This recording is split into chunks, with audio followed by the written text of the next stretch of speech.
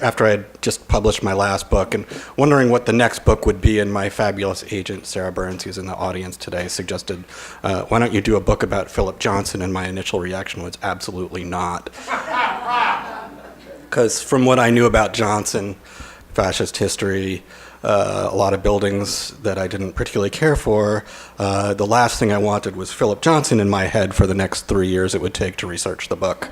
Little did I know, 9 years later, that's what it would take. So I went home that night and started thinking about it, and realized that this was kind of, in fact, the book that I really needed to write. A book that the most influential book in my life for me was Robert Caro's The Power Broker, which is sort of nominally a biography of Robert Moses, but really a book about a complex man, but also about New York and its rise, and about power. And it has this incredible scope, right?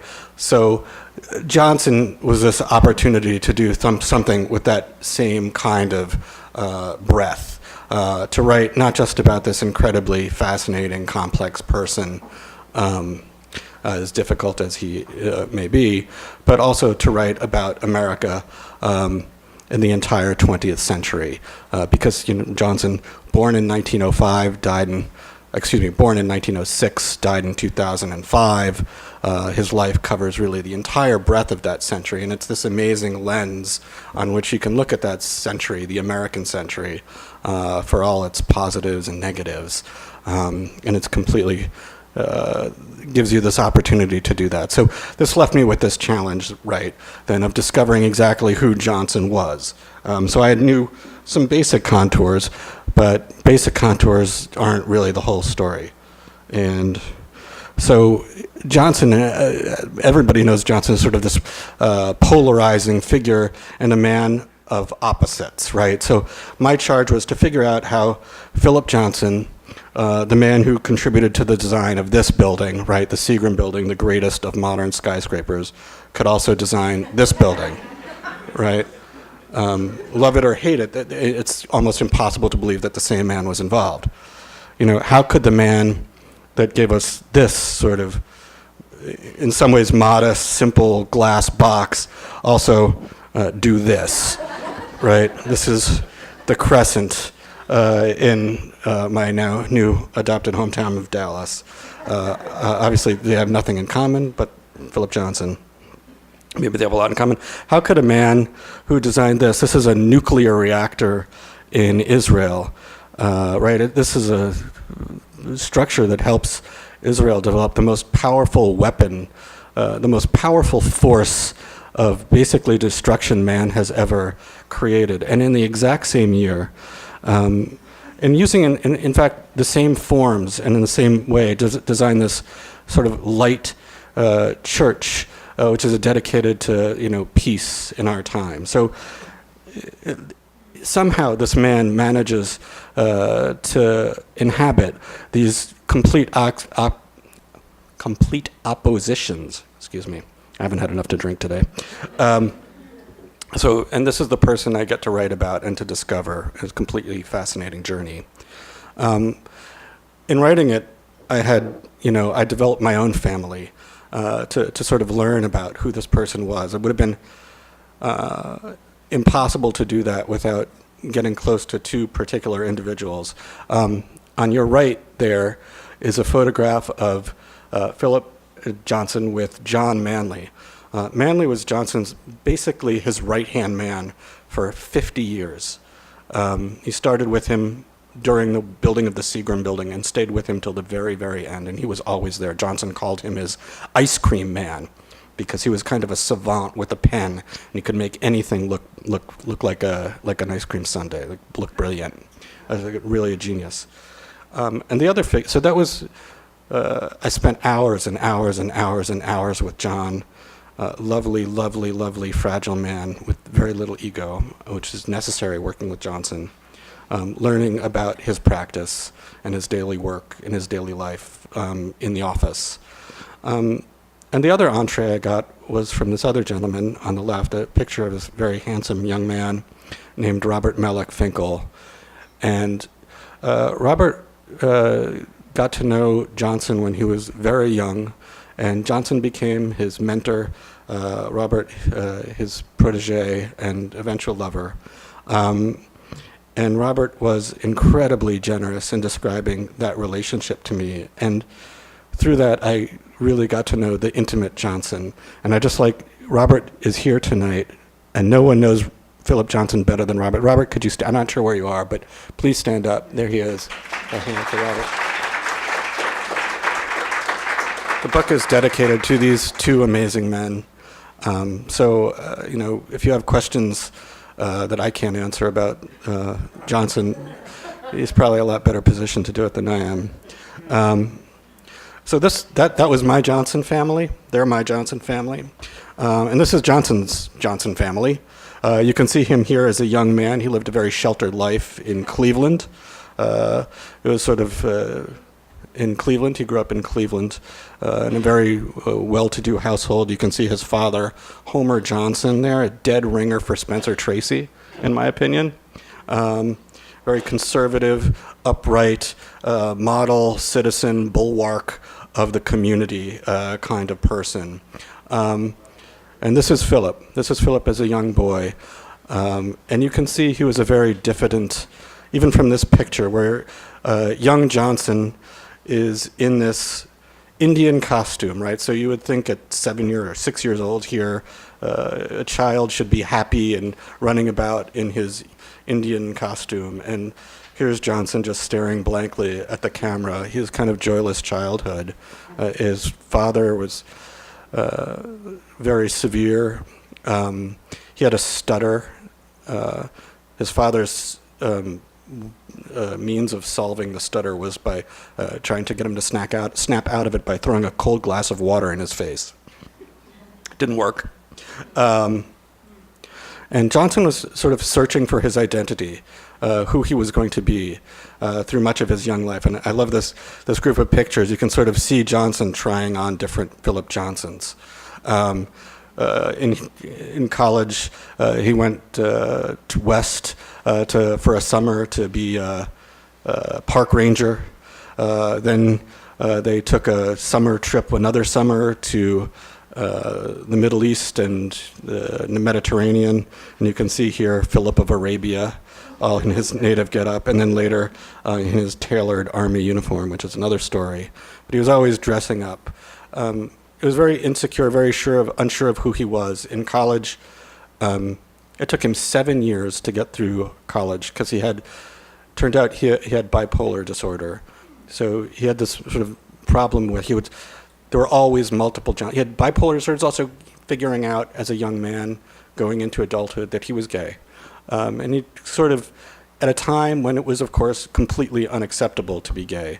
So, as you can imagine, there are multiple Johnsons at all times, right? There's, from the bipolar disorder, there's the manic up Johnson, and then there's the manic low, depressed Johnson. There's the public Johnson who's heterosexual. There's the private Johnson who's not.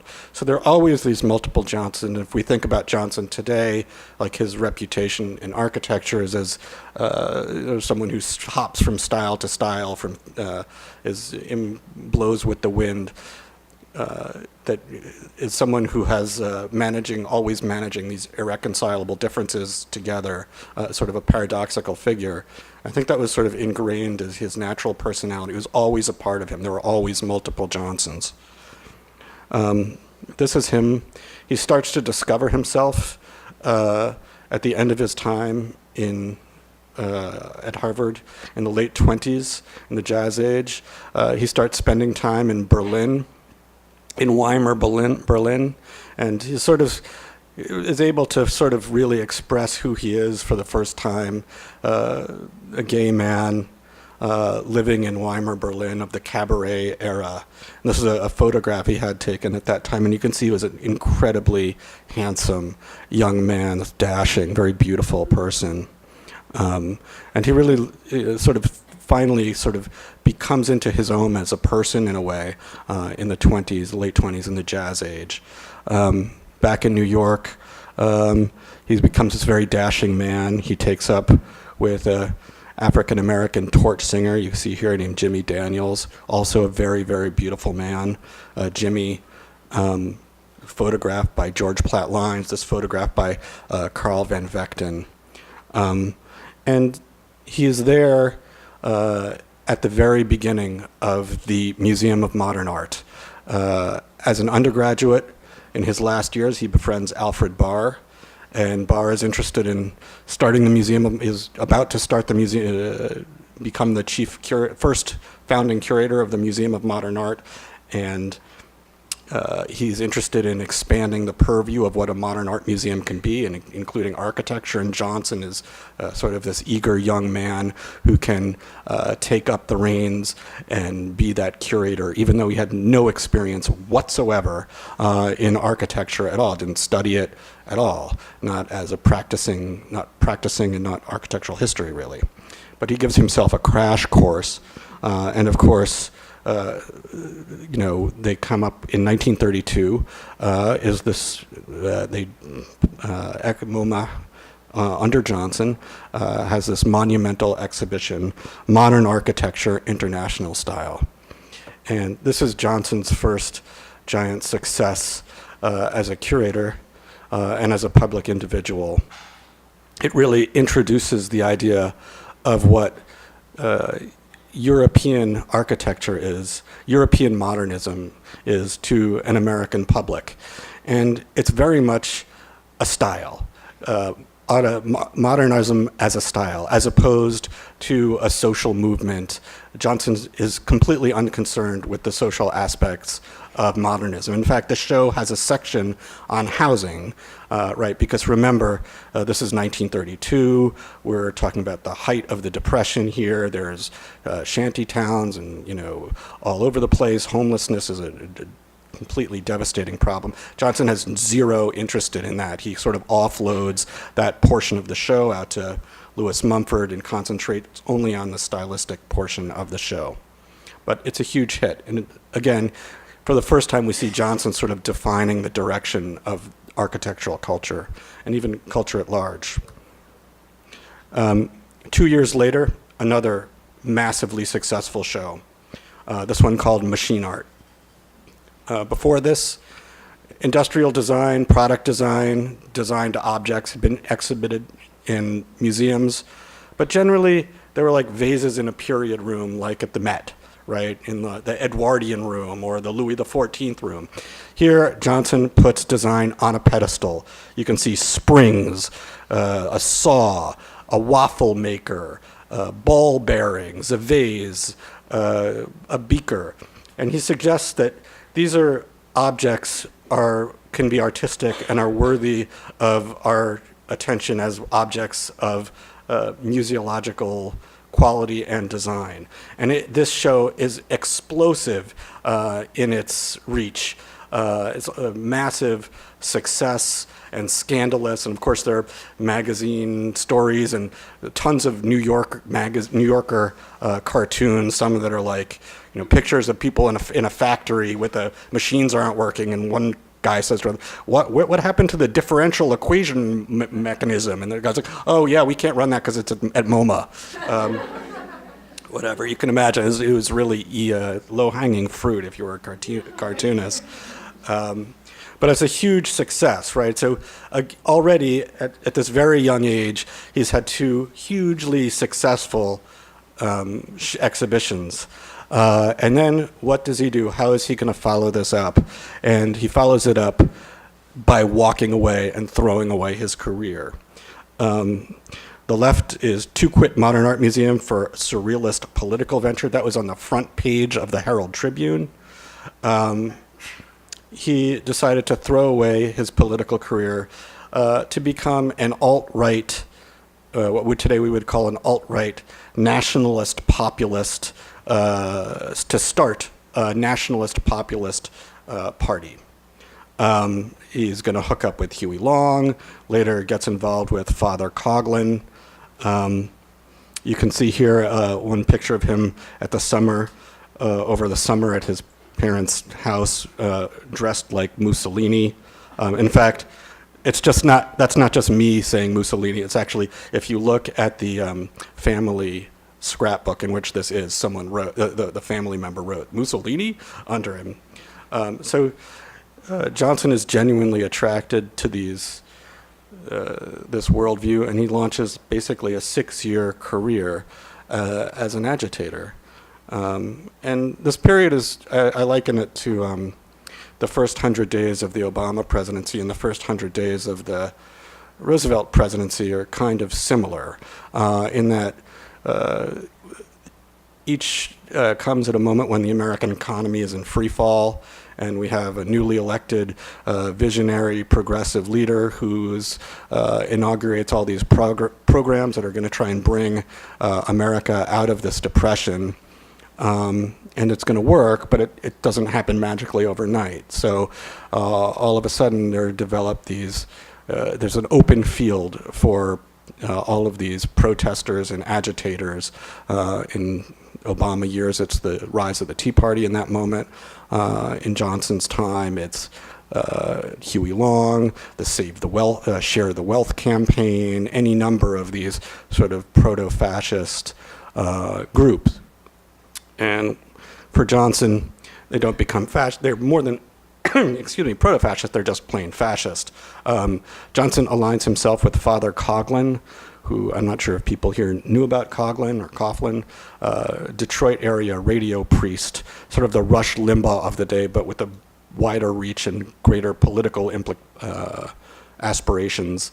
Coughlin can't run for office because he's a priest, and the church will not let a Roman Catholic priest, and the church won't let him, but he has a proxy who will run for him, Herbert Lemke, and Johnson's actively supports their campaign, and in fact designs this dais here, you can see, for a rally in 1936.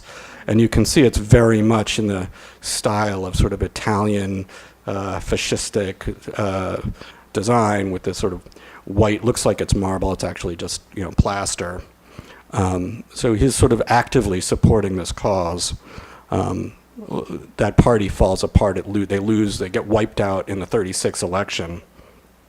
But that leads Johnson to sort of reconsider what he's going to do. He realizes his own aspirations to become an American Hitler, to sort of push an American Nazi party aren't going to work. So he sort of turns his attention to the actual Nazi party. His mentor in this is a man named Lawrence, whatever his name is, Lawrence Dennis. Thank you. I got to read my book. Lawrence Dennis is sort of an intellectual, American fascist who has very tied into the German Nazi Party.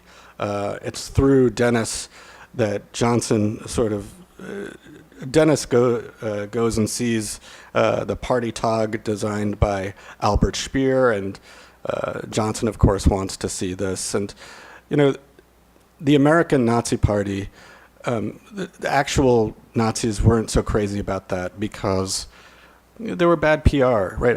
Patriotic Americans leading up into the war years were kind of aghast by those sort of bundists walking around with Nazi flags in America.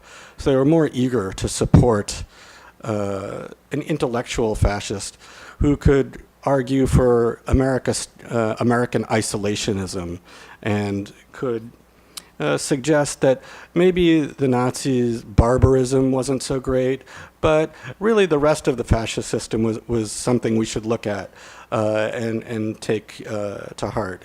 And sort of a mainstreaming of fascism. And Johnson was very much a part of that and became very much a propagandist for the Nazi state.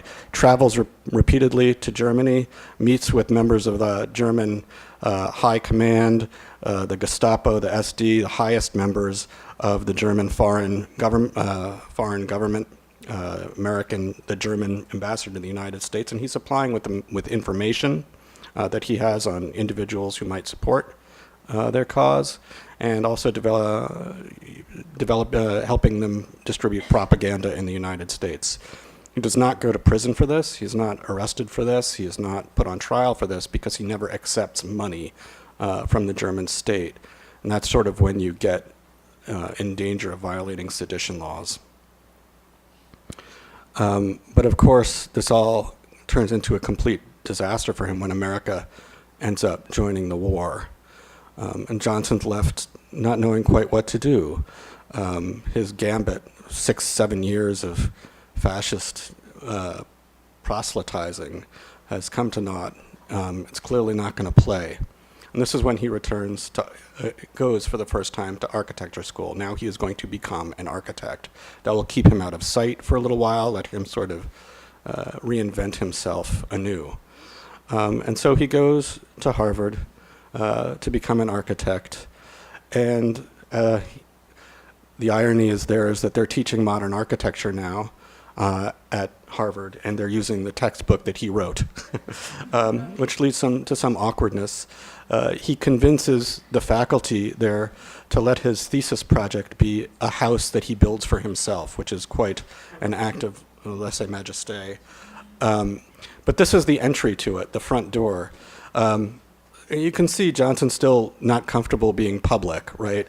And of course, the neighbors hate it, right? Because this is in ritzy, Brahmin, Cambridge, right, on a very lovely street, white picket fences and colonials, and all of a sudden there's this blank 9-foot wall. Inside, it's bright and open and very Misesian. And it's the first of this series of Misesian Johnson buildings that he will make when he becomes a professional. And I think some of his most beautiful work we get in this early part of his career in the 1950s, when he's building these homes in a Misesian modernist way, and mostly in the New York suburbs for the new American class of businessmen who are moving into the suburbs at that time. And you can see these sort of beautiful houses that he's making for them in the modern idiom. None more perfect than, of course, the one he makes for himself. The glass house here with its sort of opaque doppelganger.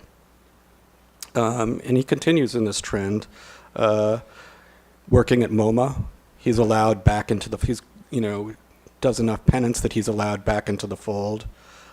He designs on the left this beautiful steel and glass addition to the original MoMA building, or the main MoMA building. That addition is now demolished to make way for a museum tower, truly awful building, by Caesar Pelli. And then, of course, one of his masterpieces, the sculpture garden there. And it's in this period, he's building in the Misesian vein. In 1947, he curates a major exhibition on Mies's work that really introduces Mies to America in a very public way. And then Mies sort of, when Johnson sort of steers Phyllis Lambert to Mies to get him the Seagram building job, Mies brings in Johnson as his sort of deputy architect to build the building. And I think Johnson's contribution to this building is continually undersold. People think it's just purely Mies, but really Johnson is responsible for a lot of it. That lighting, it wouldn't have been that way without Johnson and his connections to Richard Kelly. The ground floor with that white travertine, Mies wanted it to be green. Mies was essentially thrown out of New York for not meeting New York's standards for professionalism, which is kind of its own ridiculous story. But when Mies was out, Johnson was left to play and switch the marbles. And of course, he designed the Four Seasons, now closed, but the sort of magnificent cafeteria that gave us the power lunch. But at the same time that he's working with Mies, it's Johnson's nature never to always be a part of the establishment, but always to have this Oedipal desire to kill the father, to upset the father. So just as he's working with Mies, he's also doing this. And this is his bedroom in the brick house at the Glass House compound. And you could see it's like a travesty of Miesian design. Whether it's from John Soane as an inspiration or Hadrian's Villa, you can argue about. But here he's sort of, instead of the pure structure, he's, got this fake canopy with dimmer lights. It's a very sexy, it's the first residential room to have a dimmer lights on it. And it's extravagantly sexy, right? So we see finally maybe Johnson's homosexuality, just his sexual nature being sort of coming out. And that's a really awkward way of saying it. I say it very eloquently in the book. You should really buy the book. Really much better in print. Uses that motif again at a synagogue that he is commissioned to design in Port Chester, Temple Knesset Tifereth, Israel, KTI. Again, a sort of travesty of Miesian design, this sort of box with this ribbony thing at the top. And of course, a synagogue being designed by Johnson. Was this an act of contrition, or was this an act of opportunism because he offered to do it for free and it essentially became a loss leader for his practice, right? It was like all he had ever built up until this time were these really small homes, residences, not small homes, but he was a residential architect, and here was an opportunity to build a religious structure. So sure, do it for free. I can afford it. I'm independently wealthy. So he does. And again, this is part of Johnson's duality, right? Is it penance, or is it opportunism, or is it both? We have Johnson in this period, again, trying to figure a way out of modernism, right? He's trying to get away from Mies, sort of his architectural father, to try and figure out a new way, something different, because he's always searching for the new and searching to be outrageous and for attention. So we have this new style, right? It's sort of this modern classicism.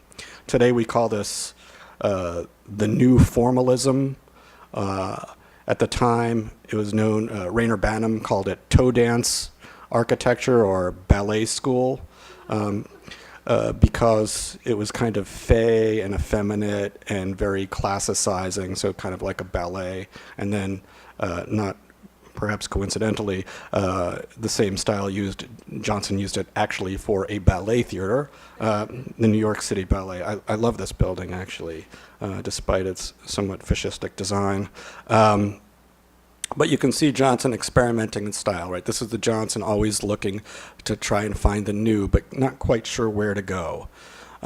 That same moment, so this was built in 1964, so is this crazy, nutty project that you've seen out there next to next to the United States Tennis Center and the former Shea Stadium, now Citi Field, this sort of relic that from 1964 and 65 World's Fair, the New York State Pavilion. Like, what is this? Where did this come from in his oeuvre, right? It's like 16 steel columns with these like flying saucer things. You know it from Men in Black, where it actually became flying saucers. Like, where did this thing come from? It's completely out of the place. Again, at that time, he's sort of searching. Now he's looking at, you can see here, he's kind of looking at Lou Kahn for this, his design for the Boston Public Library. To me, these look like robot faces. I don't know if anybody else can see that, but so be it, whatever. You can really feel like him searching around for an idiom.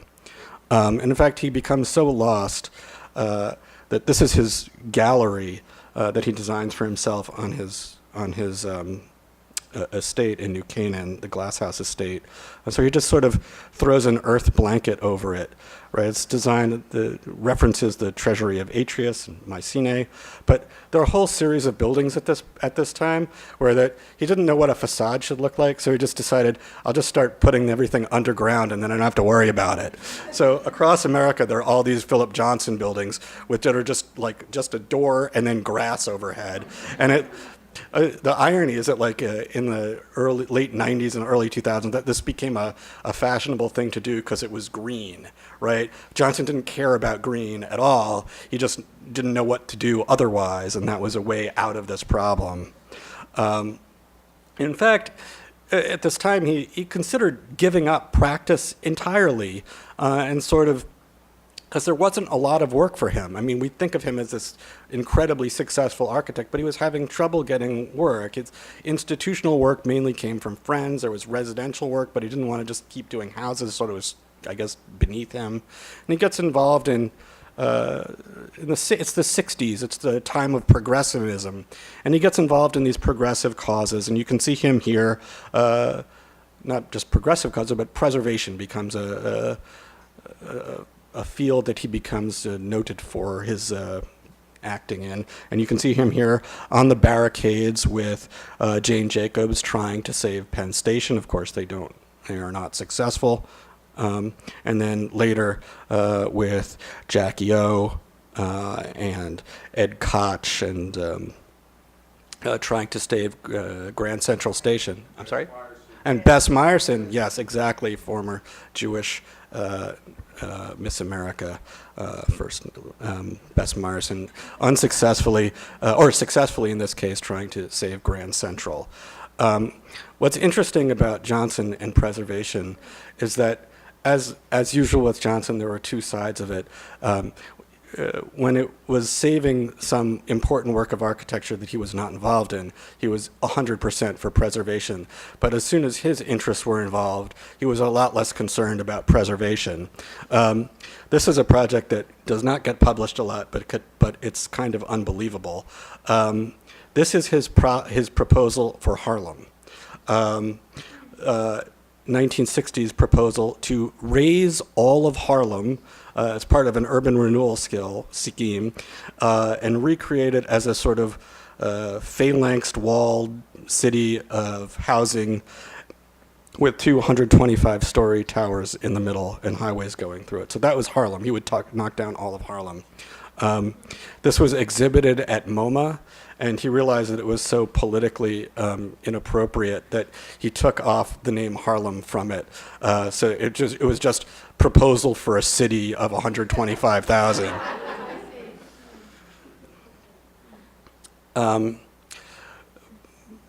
His trajectory as an architect changes in the late 60s when he decides that he is going to go into business with John Berge. He always wants to build big, and he's never able to do it, right? He's stuck building these institutional buildings. He thinks about giving up architecture. And it's really because of his past, right? He is this controversial figure. He's been a fascist. He's been openly gay. Not openly, but people knew. And more than anything, he's been a troublemaker, an architectural troublemaker. And if you own a big company, you don't want the guy who's on the barricades protesting, who's complaining about, how the car is destroying the city and how big business is destroying the city. He's a dangerous figure, so he's not going to get big commercial jobs, and he's not getting them at all until he decides that he's going to go into practice with John Berge. Berge is a rising star at a corporate firm from Chicago, C.F. Murphy. Johnson meets him through a friend and working on an airport project that had fallen through. And Berge is everything that Johnson isn't. He's sort of a company man. He is the consummate business architect. He speaks the language that corporate executives speak, and he can make them feel comfortable. He understands their business. And now, armed with Berge, his practice takes off in a way that it had never taken off before. And the first building they do together is the IDS Center. in Minneapolis, this extraordinary glass and steel, blue glass structure. It's a next wave modernism. Finally, he's found, I think an idiom, what modernism, a way beyond Mies, what modernism can be. And at the ground, there's this fabulous arcade, the Crystal Court, which you may know from the theme credits from the Mary Tyler Moore Show. She made it, after all, into the Crystal Court. Follows this up with Pennzoil Place in Houston, sort of the epitome of style in a corporate tower. And it finally seems like he's figured it all out. He's got, corporate clients, he's got a partner, and then this happens. Again, never satisfied, is always pushing to try and become the enfant terrible, pardon my French, the bad man. So what the heck was this, right? Is he serious? Is it not serious? At the top, it looks kind of like a joke. At the base, it's kind of monumental. It doesn't look like a joke.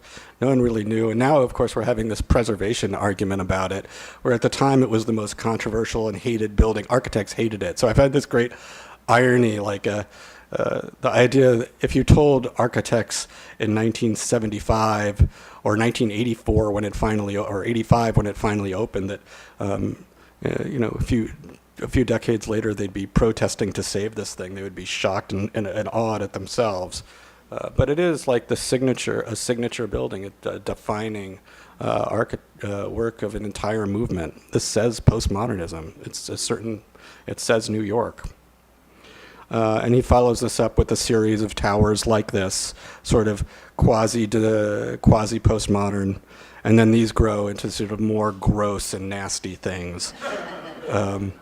These, I think, are his two most criminally awful projects. On the left is the University of Houston School of Architecture, which is, I know. It's modeled on a speculative project by Cien Ledoux. Inside, it looks like an upscale mall. Whenever I walk in there, I wonder where the TJ Maxx is. And on the right, the Crescent, this overscaled. I don't even know what style that is. It's got these mansard roofs and this finicky filigreed metalwork on the outside to try and make it look.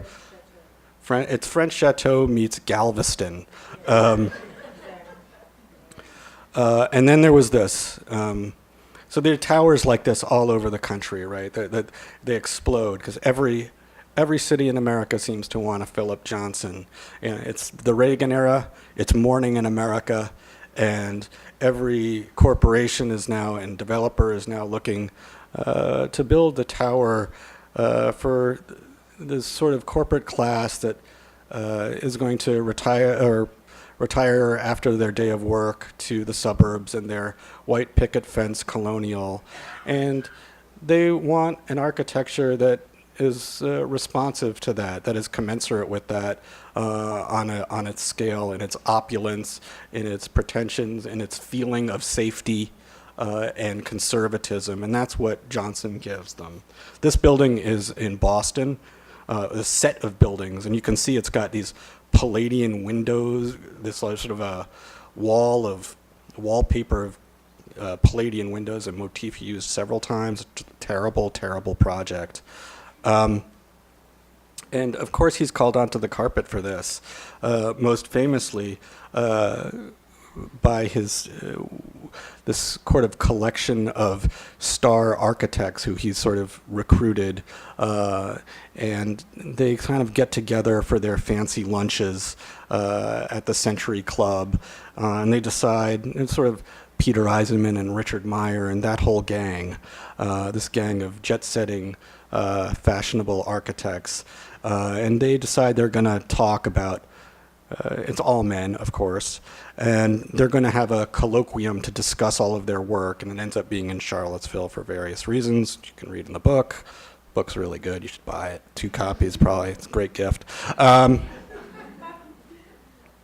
And this is where Johnson famously, he is basically pushed by Rem Koolhaas and the other members who are there, this is where he famously says, "I do not believe in principles. In case you haven't noticed, yes, we've all noticed, and I am a whore, and I am paid very well for building high-rise buildings." And this sort of statement of his cynicism and opportunism, and of course he meant it half joking, but it was also completely true, and that was sort of the sad fact at the moment. Discussing cynicism and opportunism brings us to his collaboration with Donald Trump. Now President Donald Trump. Can't believe I'm saying that. So of course it's a match made in heaven. For Trump, you can see the appeal in working with Johnson. Trump is the son of an outer borough developer of low and middle income housing, and he wants to reinvent himself in Manhattan as bright lights, big city, showman who has arrived and is the biggest man in town.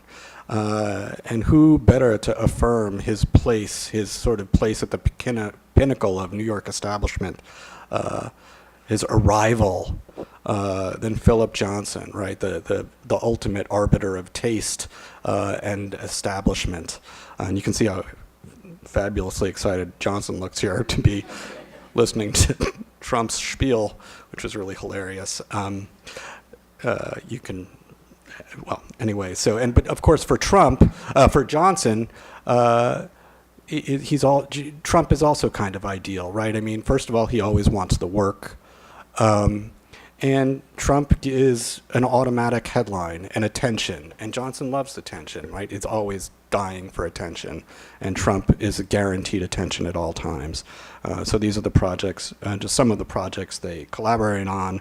First, the Trump Hotel, International Hotel and Casino, the former Gulf and Western building on Columbus Circle, with the goofball mini Unisphere down there. Johnson hated that, and they kind of came to blows, and the relationship would end up taking a beating over this building, mainly because Trump wanted immense letters that said Trump outside. Go figure. And Johnson didn't like that. Johnson also, the building had 12-foot ceilings, and Trump wanted immense chandeliers. Johnson didn't like that so much. And then, of course, this horrendous phalanx of towers on the Upper West Side, which have never really been a part of the city, but are sort of there. So I think Johnson realizes that this postmodern, Reagan-y, awful phase of his building is failing, and he's going to reinvent himself one last time in his late age, and it's with deconstructivist architecture as his last attempt to sort of define the field and redirect it in a new way.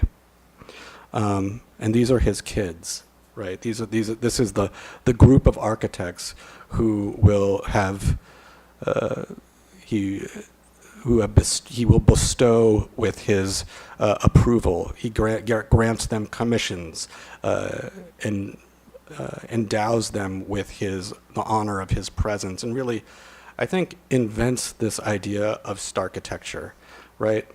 The idea of the celebrity architect, of the jet setter traveling from country to country, putting up objects, design objects. That is a product of Johnson, really.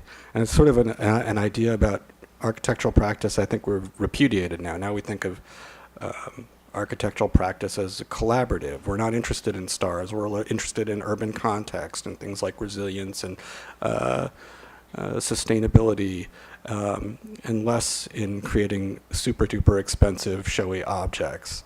But that is the world that Johnson gave us. And he designed some of them himself, including this terrible thing in Houston that disfigured his own project at the University of St. Thomas. And you can see just how weird an idea this is, a sort of this sort of guillotine slicing through this square building with its own weird flap there. I just don't even know. This more garyish building, this is actually in Dallas. I actually kind of adore this building. I feel like it's a kind of sweet little building. This sort of if Casper the Ghost were a building, this would be it. This was built for a LGBTQ church in Dallas that had been sort of devastated by the AIDS crisis, and it was completed posthumously and very, very beautifully detailed, and construction is immaculate thanks to the wonderful Dallas architect who completed it for him. Anyway, so to wrap, I should say that so this is the Johnson I was discovering and learning about and figuring. And through it all, I was trying to figure out what is it that holds this incredible, disparate work of Johnson together. And eventually I kind of came to this theory of Johnson, and I call it Johnson and the Void. Johnson often spoke about how you were supposed to understand architecture, right? He was a very gifted speaker, a gifted orator and theorist, and he liked to talk about architecture as understood through procession and movement and time. So you understood architecture, as far as he was concerned, needed to be understood through time and movement. You walk around it, you walk through it, and it's this sort of unfolding of space before you. That is how architecture reveals itself, and that is how architecture, at its best, is designed and should be understood. The problem is, Johnson's buildings are never, ever best understood by procession.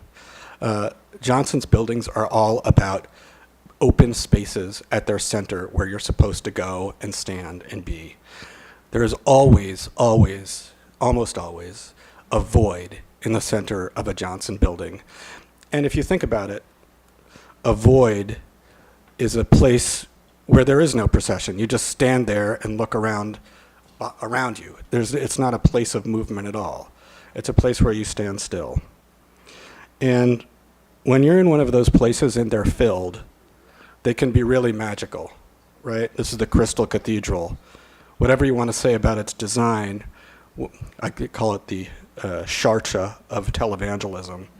But whenever it's filled, it's an incredibly powerful space, whether you love it or not. This is the promenade at Lincoln Center at the New York State Theater. I think it's one of the greatest rooms in New York. And whenever it's filled with people, it's just, there's nothing better. You feel wonderful. It's a wonderful place. It's all about that social interaction between people in a space. But then there's the opposite. What happens when there aren't people in Johnson's voids? And I think this is an example here. This is Bop's Library, one of his completely worst projects for NYU, or book prison, book jail, as I call it. And the space was so deflating, so unappealing, that it became a place for suicides. So many suicides were happening in this place that the school had to glass in the arcades. That's how kind of lonely, desperate space it could be. And of course, there's no more place that exemplifies this idea of a void, of an open room, more than the glass house. Because what is the glass house, if nothing else, more than just an empty room where you sit in it and you look out? And I think, to me, what's important about that is it's a metaphor for who Johnson was. It's a perfect metaphor for who he was. He needed other people to sort of fill him up. He was always looking for some charge, looking for other people, looking for other ideas. And when he had them, he could be completely wonderful, but he could also be devastatingly lonely and sad. And that's the story. That's the Philip Johnson I found. And if I haven't gone too long, I can now take your questions.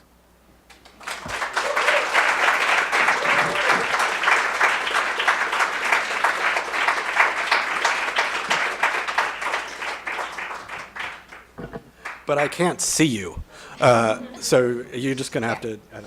We can adjust the lights. So thank you, Mark, for a fantastic talk. So questions? I see you.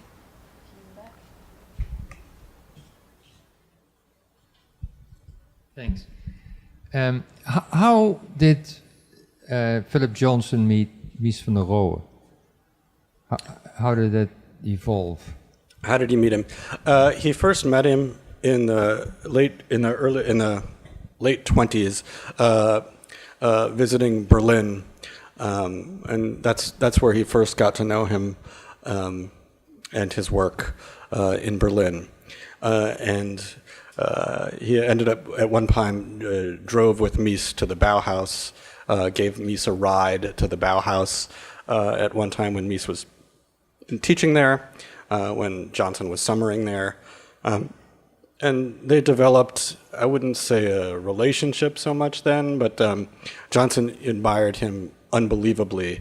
And then when Johnson took the job, or started working to become a curator at MoMA, he hired Mies and especially Lily Reich, who did most of the work, I think, to design his apartment in New York City, spending an enormous amount of money to bring this designed apartment to New York. And Lily Reich, I think it's actually important to talk about, I didn't mention Lily Reich, we talk about Mies. Lily Reich was incredibly influential in Johnson's career, especially as a designer of exhibitions. A lot of the exhibition design and the influential exhibition design Johnson did was derived from work that Mies and Reich had done together, where really, I think Reich was the lead partner.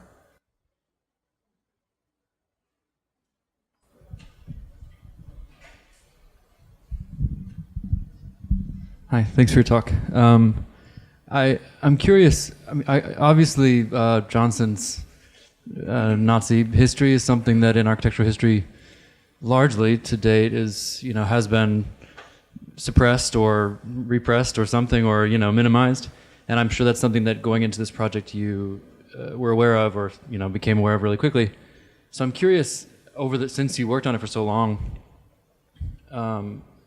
how your treatment of that part of his history and the conclusions you have drawn from it may or may not have changed over the last 2 years, say, given current histories in this country and the re-emergence or underlining of white supremacy as an ongoing issue here. Just how did you think about it as an important motif in the book? Well, it's funny. I thought it was, when I started, I was thinking about it largely in terms of the Tea Party and the rise of this sort of I wouldn't call it fascist, but this hyper right-wing reaction and polarization of American politics. And I mean, I think it's just continued to grow and only become more and more relevant. And now with Trump as president, it's kind of crazy that he was a client. The similarities are there. Yeah, it's really terrifying, honestly. And it goes away there because we enter a war. So the question is now what's going to happen here. But I don't want to get into I'm not much of a speculator about politics. Sorry, go ahead. In the history of the glass house, at one point does he either rent or buy the big wooden house across the road and apparently live there so that the glass house becomes an accessory for occasional use, but it's not really used as a house to live in? I don't off the top of my head remember when he bought Kaluna. I guess in the 60s, but there are probably some people here who could answer that. But I would say I would contest the idea that he never even later lived in a glass house, because I think there were times when he did. He still spent time in it. David Whitney didn't and didn't want to live in it. But I don't think that meant that he never did, and he spent his last night on Earth in that So house. that would be his entire house, month after month? Okay. Well, in the early days, it was. I mean, he lived in it. Well, there was also the guest house, which of course was there with more. I mean, I guess clearly more amenable in terms of the temperature and things like that and privacy. But yeah, he did use it. Is it, with a roof and a ceiling like that, I imagine that in a heavy rain, there's a lot of noise in that house. Would that then mean that he couldn't sleep there, or maybe went into the brick house, or went into the wooden house or something? I don't think rain is. I mean, I think probably it's the temperatures and loneliness might be what chase him out of the house. I doubt rain would be the issue, but the roof is sort of insulated. I've never. So the answer is I don't know. I don't know. Because I don't know. He was a weird guy. I don't know what to tell you. I think I saw a hand in the back. And while I'm walking back there, can you tell the Rosamond Bernier book story really quickly? The Rosamond Bernier. Right. So people want to know about Rosamond Bernier. So Rosamond Bernier, this fabulous woman, she's best friends with Jackie O, who was her editor, and she had been. Bernier and Johnson had this sort of brother-sister act where they'd go on stage and have these conversations because they were both so charming. And she decided that she would turn one of these into a book, and Jackie Onassis, who was friendly with both of them, would publish it. And then, for some unknown reason to her, Johnson just decided that he was going to publish with someone else. Do it and just drop the book without telling her any publicly at all. And just sort of let it go, and didn't even let Jackie Onassis go. And when Jackie found out about that, she was, really, really upset. She considered it a complete outrage and vowed never to speak to Johnson again, and she didn't. So. He managed to turn off Jackie O. I don't think I would have done that, but whatever. Yeah. Hi. I'm curious. You're. I'm back here. Yeah. I'm curious about your take about sort of subtle take about Johnson and his anti-Semitism allegedly to him. You mentioned about the synagogue and whether that was penance or for commercial reasons. I'm very curious about how the Bronfmans and Phyllis Lambert, of course, the daughter, were able to square him to the Bronfman family as a driver of the project of the Seagram's building. Well, that's a question. In the end, that's a question for Phyllis. I think everybody has to ask that question for themselves. At what level do you forgive someone for what he did? How do you decide?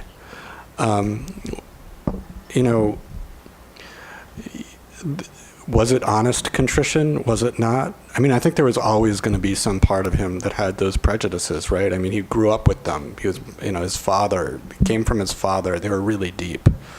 But the truth was he did support Jewish architects. Robert Melech Finkel is Jewish. They were together. So it was I can't, and there's no question, it wasn't his, one thing to say about the Nazi fixation, and it was not just this casual flirtation with men in jackboots because that was sexy. He was all in on the whole philosophy. He was writing essays on eugenics and anti-Semitic screeds. It wasn't play. It wasn't just some kind of, and it was also not a short-term thing. It was something that lasted for a long time. I've been accused of dwelling on his Nazism, and I'm like, no, I didn't dwell on it. He dwelled on it. And it was not when he was a very young man either. This was, for a long period and into middle age. That all being said, there's reason to accept some of his contrition. This is a man who designed a nuclear power plant in Israel, right? One of his closest friends at the end of his life was Shimon Peres, right? Okay, so Shimon Peres negotiates Israel's essentially relationship with Germany. So Shimon Peres can forgive Germany, right? I'm pretty sure their crimes were worse than Philip Johnson's. And he can forgive Johnson. So, at what point can you, or maybe you can't? And I guess every person has to make that decision for themselves. I don't think there's any real way to answer that definitively. And to be just honest about it, for me, then the fascism was by no means like the worst aspect of Johnson's personality. I think what was really bothers me about Johnson, sorry, but Johnson, I mean, there's a lot to adore about Johnson too, but I mean, I think the truth is he used people. He used people and he disposed of people. And that wasn't something he admitted.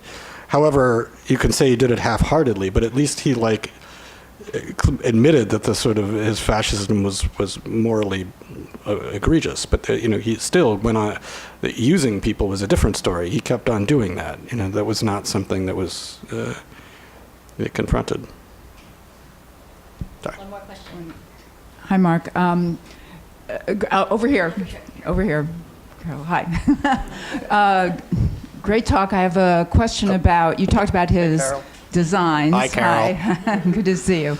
But can you talk about what you learned about his design process and execution?